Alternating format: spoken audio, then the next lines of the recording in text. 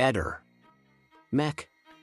Pallister. Intanto dal rumore prodotto negli spazi dove non c'è traffico, e più volte nei vari video, si sente il rumore della pedalata assistita. Ergo, bisognerebbe capire se la terza bici che teneva in via Donadoni fosse anch'essa a pedalata assistita. Domanda: quante bici a pedalata assistita avevano?